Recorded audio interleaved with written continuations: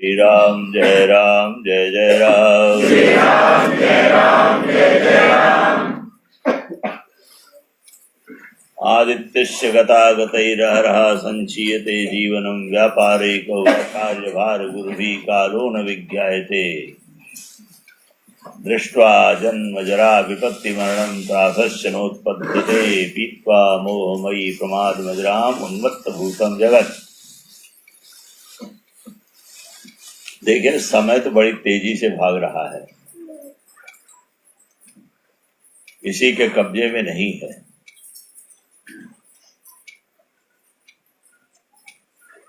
और हर जीव काल के मुख में है।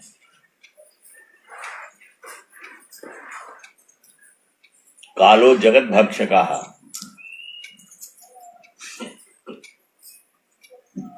अत्ता चराचर ग्रहणात्। अत्ता माने खाने वाला है, चर और चर सबको खा जाता है, काल है।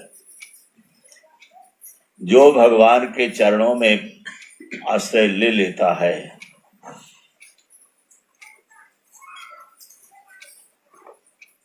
वो बच जाता है।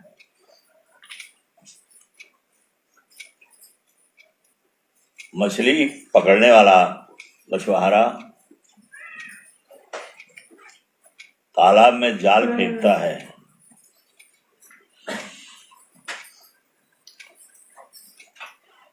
तो जो मछली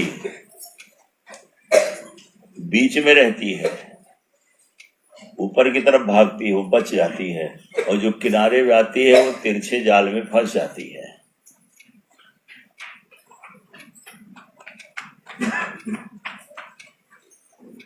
और एक रेह मछली होती है, लाल रंग की होती है, वो जाल को काट के निकल जाती है। ये संसार भी एक तालाब है, हम सब जीव मछली की तरह उसमें पड़े हुए हैं। परमात्मा ने, मछुआरे ने ये माया का जाल फेंका है। जो भागते हैं किनारे की तरफ वो फंस जाते हैं, और जो भागते हैं बीच में जाल फेंकने वाले की तरफ वो बच जाते हैं। बीच में गहरा पानी रहता है, बच जाते हैं।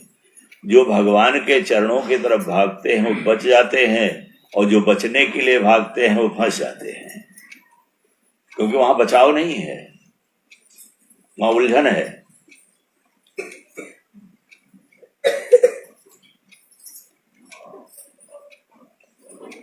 तो हम भाग किधर रहे हैं? दत्तात्रेय महाराज ने चातुर्मास यज्ञ किया, अत्रि महाराज ने मिथिलापुरी में चातुर्मास किया। तो जब जनक जी महाराज आ जाते थे तब वो कथा शुरू करते थे। तो बहुत से ऋषि मुनि भी आते थे सुनने के लिए कथा। तो उनके मन में ये होता था कि राजा के आने पर कथा शुरू करते हैं अत्रि जी, या तो इनको लोभ है या राजा का भय है। और अत्रि महाराज को त्रिकालज्ञ के महापुरुष हैं, सब पता है, बोले नहीं है अलग बात है, लेकिन सब पता है उनको, पता है। एक दिन बैठे बैठे कथा हो रही थी और मिथिला में आग लगा दी। मिथिला धू धू करके जलने लगी। जितने बैठे थे साधु ऋषि मुनि सब अपना अपना सामान संभाल बटोरने के लिए रख करके बैठे थे, वो उठाने के लिए भागे, दौड़े, बचाया। जनक जी वहीं बैठे रहे। थोड़ी देर में माया की आग थी, माया की आग शांत हो गई।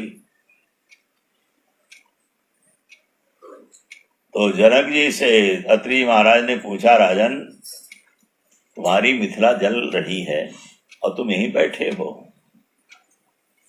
कहते गुरुदेव, मिथिला के जलने से मेरा कुछ नहीं जलने वाला है। जैसे सिनेमा के पर्दे पर सब होता है, लेकिन पर्दा प्रभावित नहीं होता है, वैसे ही हमारे ऊपर कोई आत्मा रूपी पर्दे पर कोई प्रभाव नहीं पड़ता है। काहे सब भागे, आप नहीं भागे? कहा गुरुदेव ये भी भागे, हम भी भागे। ये भागे अपना सामान बचाने के लिए, और हम भागे अंदर अपने आप को जगाने के लिए, बताने के लिए। भागा मैं भी, लेकिन मैं अंदर भागा और ये भागे बाहर भागे। बात समझ में आई कुछ? हमारी दौड़ किधर है ये हमको, हम क्या कर रहे हैं इसका बहुत ज्यादा महत्व नहीं है। लोग व्यवहार करता हुआ, लोग व्यवहार से ऊपर व्यक्ति रह सकता है। व्यवहार करता परमार्थ करता सो नर भला रे भला। व्यवहार में करता हुआ परमार्थ में दृष्टि अगर उसकी है तो उसका हर काम साधना का है। जिसको हम खराब कहते हैं, निंद मानते हैं, वो भी हमारी आराधना का साधन बन जाता है। देखिए, हर व्यक्ति किसी न किसी ग्रह से प्रभावित रहता है। हर व्यक्ति किसी न ग्रह से। भाई 9 ग्रह हैं, 9 ग्रह में कभी किसी को शनि लगा है, किसी को राहु लगा है, किसी को केतु लगा, किसी को मंगल है, कभी गुरु है, कभी सूर्य है।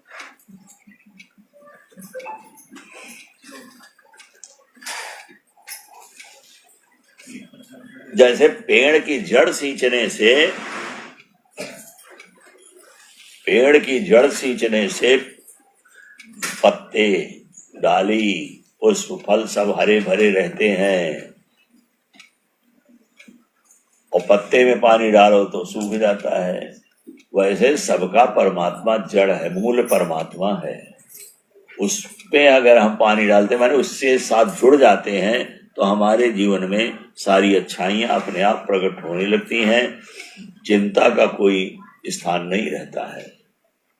जैसे जैसे हम अपने जीवन में अंतर्मुखी बनने की कोशिश करते हैं, हमारा व्यवहार पवित्र और सुंदर होने लगता है, उन्नति कारक होने लगता है, व्यवहार हमारा आगे बढ़ने लगता है।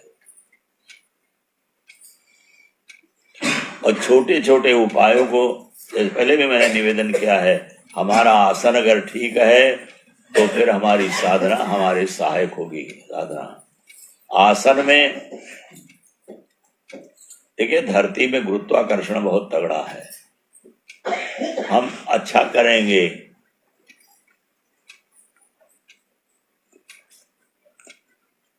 जैसा भी करते हैं उसका फल मिलेगा, बनता है।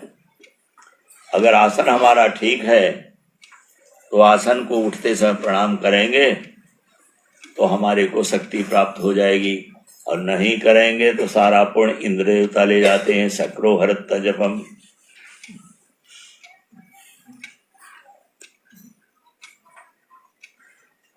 कहते लकड़ी पर बैठकर पूजा करने का शासने व्याधि भयम। नंगी तखत पर लकड़ी पर बैठ करके पूजा करने से बीमारियां आती हैं। पाषाणे हानि रेवचो।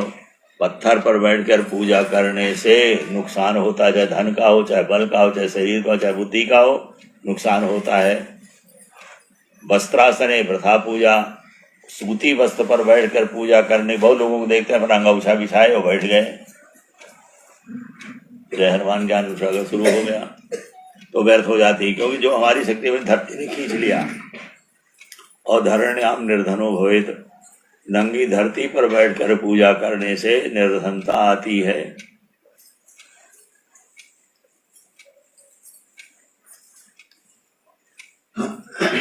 तो आसनों को बताया कैसे आसन करें। कृष्णा जने धनम पुत्रा। कृष्ण मृग चर्म में बैठकर पूजा करने से संतान और धन की वृद्धि होती है। मोक्षा श्री व्याघ्र चर्मणि। मोक्ष जो है व्याघ्र बाघंबर पर बैठकर पूजा करने से होती है। कुशासने ज्ञान वृद्धि। उस पर बैठ करने से, पूजन करने से ज्ञान बढ़ता है। कंबले चोत्तमा गति। ऊन के आसन पर बैठकर पूजन करने से उत्तम गति प्राप्त होती है। उत्तम गति का मतलब है लौकिक उन्नति और पारलौकिक संपत्ति दोनों प्राप्त होती हैं हमको उसमें। अब 9 ग्रह है, 9 ग्रहों का समावेश 6 रंगों में है। जैसे रविवार और मंगलवार का रंग है लाल। सोमवार और शुक्रवार का रंग है सफेद, आज सफेद है। बुधवार का रंग पीला है। बुधवार का रंग हरा है। गुरुवार का पीला है। राहु केतु का नीला और गहरा नीला है। शनि का काला है। 6 रंग हो गए, तो 6 रंगों का हम आसन बनाए, ऊन का बढ़िया मोटी ऊन लेकर के उसका 4-4 अंगुल का जोड़ करके एक आसन बना ले, जितने पर हम बैठ सकते हैं पलथी लगा करके, उस पर बैठे 9 ग्रहों की शांति अपने आप होगी। बैठ जाए, उठते समय प्रणाम कर ले। तिलक जरूर लगाए, बिना तिलक लगाए सर्वम निष्फलम भाति, ललाटे तिलकम बिना। सारा राक्षस राजा बलि को मिलता है पूर्ण। अगर वेशभूषा हमारी ठीक नहीं है, पैंट पैजामा पहन करते, तो राजा बलि को सारा मिलेगा, मनुष्य को नहीं मिलेगा। करता है अंधी पीछे कुत्ता खाए वाली बात हो जाती है। लोग अब देखिए, मंदिरों में भीड़ बहुत है, तीर्थों में भीड़ बहुत है, लेकिन हमें लाभ नहीं लगता, दिखाई पड़ता है। क्यों? हम वहां आचार विचार हमारा शुद्ध नहीं है। जैसे देखिए, कोई हम कुछ लिए जा रहे हैं थाली में और सुअर छू जाए या कुत्ता छू जाए, तो हम उसको ग्रहण नहीं करते हैं, फेंक देते हैं।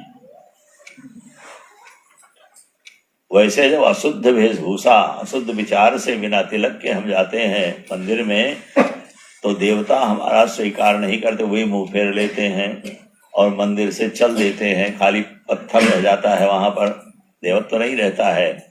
तो उनको मिला नहीं तो हमको देंगे कैसे? वो हम उनको दें तो वो हमको देंगे। गीता में भगवान ने यही कहा। तो हमको नहीं मिला, उनको नहीं मिला, तो हो गया, फेंक दिया तो खा गए कौन? वही कुत्ते खा गए, जानवर खा गए। तो वैसे हमारे चारों तरफ दैत्य शक्तियां, असुरी शक्तियां बैठी रहती हैं, वो सब उठा ले जाती हैं पुण्य को। हमको दिखाई नहीं पड़ता, लेकिन हमारे हर समय में हमारे सार लुटेरे लगे रहते हैं, कुछ ना कुछ हमारी पूंजी खंगालते रहते हैं। हम देख नहीं पाते हैं, ले जाते हैं, बहुत जल्दी ले जाते हैं।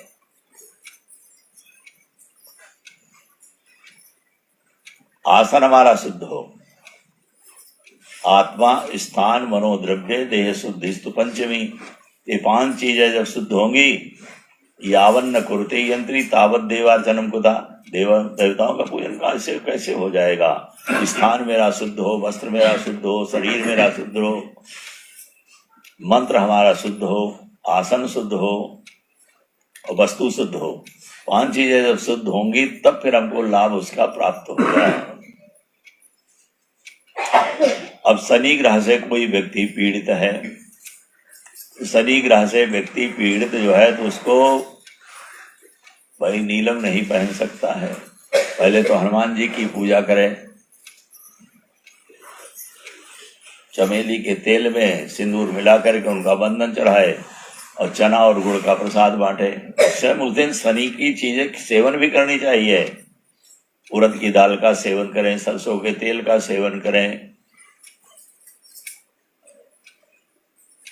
जो भी चीज है सरसों के लगाएं देह में, शनि प्रसन्न होंगी। और नहीं, समी की लकड़ी जो है, थोड़ी सी लकड़ी तोड़ करके उसको शुद्ध करके, देखिए ये शुद्ध होती है, लेकिन अपने संतोष के लिए हमको शुद्ध करना पड़ता है। नीले कपड़े में बांध, लपेट करके बाह में बांध लो, शनि दोष अपने आप शांत हो जाएगा। सभी जांडी जिसको कहते हैं, जांडी, हरियाणा में जांडी कहते हैं, नहीं जानते? नहीं आप लोग?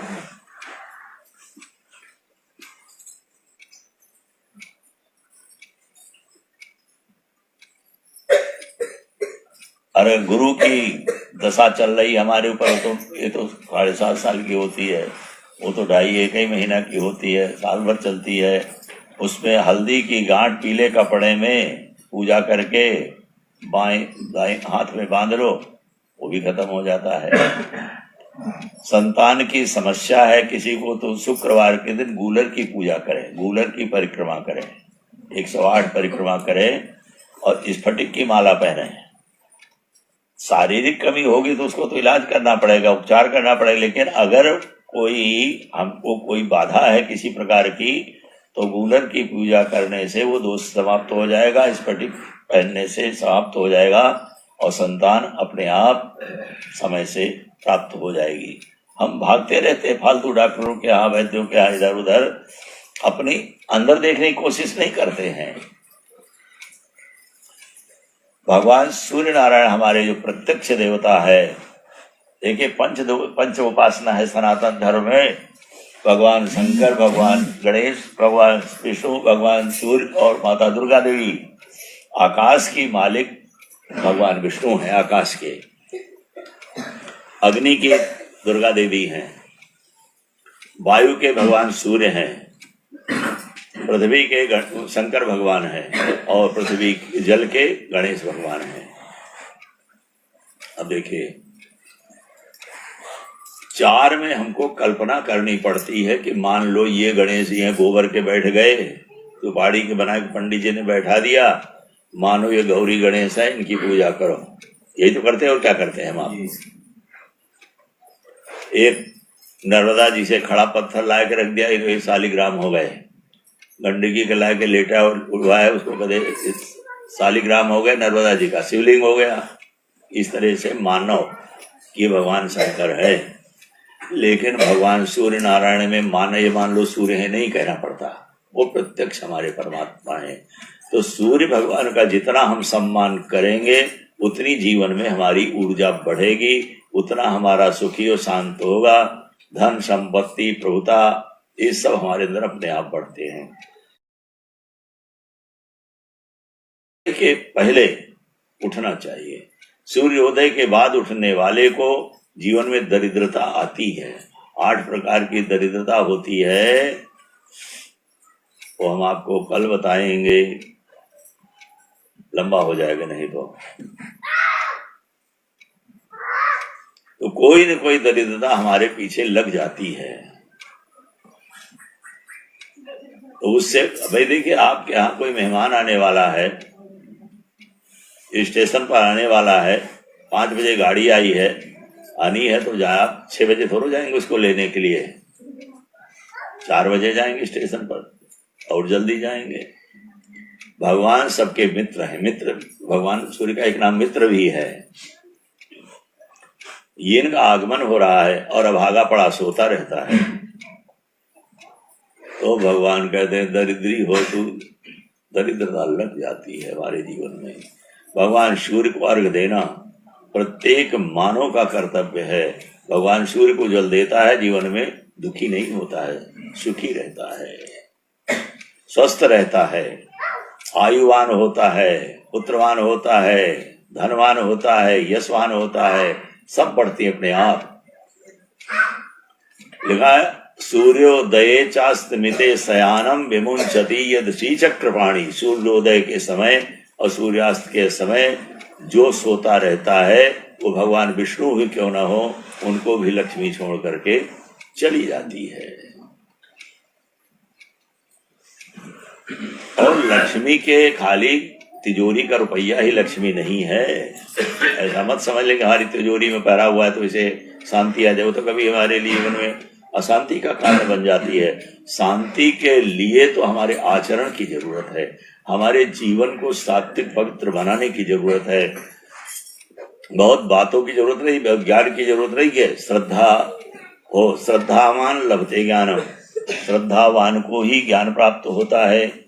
लेकिन शर्त है तत्परा संयतेन्द्रिया, संयमी हो, उसके साथ में संयम भी हो, वाणी का संयम हो, क्रोध रहित हो, आलस्य रहित हो, प्रमाद रहित हो।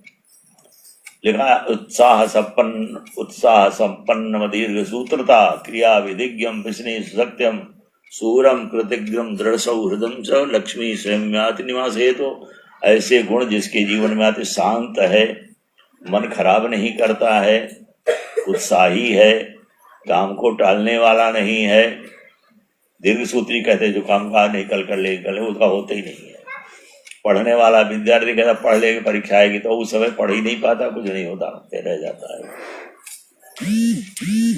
इस प्रकार के जो गुण उद्योगी है, लगा रहता है, शांत भाव से लगा रहता है, कभी कुंठा नहीं आती, उसकी निराशा नहीं आती जीवन में, तो लक्ष्मी स्वयं निवास है। तो शांति उसके जीवन में अपने आप आती है। जैसे नदी समुद्र की तरफ भागती है, वैसे जीवन में शांति उसके अपने आप आती है और जीवन व्यक्ति का सार्थक होता चला जाता है। हर श्वास हमारी पूजा हो जाती है, हर कदम हमारा पूजा है, हर कदम हमारी परिक्रमा हो जाती है। भगवान की परिक्रमा हम अपने अंदर करें।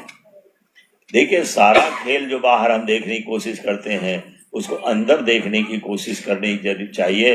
अंदर जब देखेंगे तभी मामला हमारा सुलझेगा, क्योंकि बाहर उलझाव बहुत है, उलझन बहुत है, समस्याओं का अंबार है, नहीं हम निकल पाते हैं। तो ये छोटे छोटे उपायों को करके हम जीवन में अपने अगर सुधार करना चाहें, परगुण परमाणु पर्वती कृत नित्यम निधि हृदय संता संति संता प्रियंता। देखिए, ऐसा कोई संसार में नहीं जो सर्वगुण संपन्न हो, ऐसा भी कोई नहीं, सब दुर्गुणी ही दुर्गुणी हो। कुछ अच्छाइयां हैं, कुछ बुराइयां हैं, लेकिन तीर छीर विवेक से जो अच्छे लोग जो हैं सबकी अच्छाई ले लेते हैं, बुराई को छोड़ देते हैं। दूसरे के छोटे छोटे गुणों को लेकर के अपने गुणों को पर्वत के समान बनाने वाले की अंतः माने कितने लोग हैं, बहुत उंगली में गिनने वाले होते हैं। मन को देखने की जरूरत है, आत्मनिरीक्षण करने की जरूरत है। मन को जब हम देखेंगे तो हमको अपनी कमी का ज्ञान होगा, और ज्ञान हो जाएगा तो हट जाएगा। हमको ज्ञान का अहंकार तो है, लेकिन अहंकार का ज्ञान हमें नहीं है। क्या समझे? ज्ञान का अहंकार तो होता है हमको, लेकिन अहंकार का ज्ञान नहीं होता। हम सब बड़े सज्जन बनते हैं, बहुत सीधे बनते हैं, बहुत भजनानंदी बनते हैं, लेकिन होता नहीं ऐसा है। अंदर बैठा हुआ अहंकार, भाई हमारी आपकी जाने दो। नारद जैसे, जयंत जैसे, इनके जीवन में इस प्रकार की संधि आ गई जो नहीं संभाल पाए अपने को, नहीं पकड़ पाए अपनी कमजोरी को, वो तो भगवान ने बचा दिया, संत ने बचा दिया तो बच गए। वैसे हमारे जीवन में भी ऐसी कोई बात आती है तो फिर सत्पुरुष के द्वारा हमारा संरक्षण होता है और हम आगे निकल जाते हैं। जो हमारे जीवन की साध जो है, जिसके लिए हमको भारत भूमि में मनुष्य शरीर मिला है, वो पूरी हो जाती है और हम देव बन जाते हैं। देव से ऊपर भगवान बन जाते हैं, भगवान से परात्पर बन जाते हैं। जो कुछ है वो सब अपने अंदर है, बाहर कुछ नहीं है। तीर्थों का पुण्य, मंदिरों का पुण्य, सेवा का पुण्य जब इकट्ठा होता है तब अंतर्मुखी होकर के अपने आप को देखने की कोशिश करते हैं और जीवन हमारा पवित्र होता है। बड़े प्रेम से महाप्रभु कथा सुन रहे हैं, यज्ञ परिक्रमा कर रहे हैं, यज्ञ में भाग ले रहे हैं, ये भी हमारा पुण्य ही है। इस पुण्य की पूंजी को संजो करके रखना ही कुशलता है। बोलिए श्यावर रामचंद्र भगवान की जय। ओम चंद्रशेखर चंद्रशेखर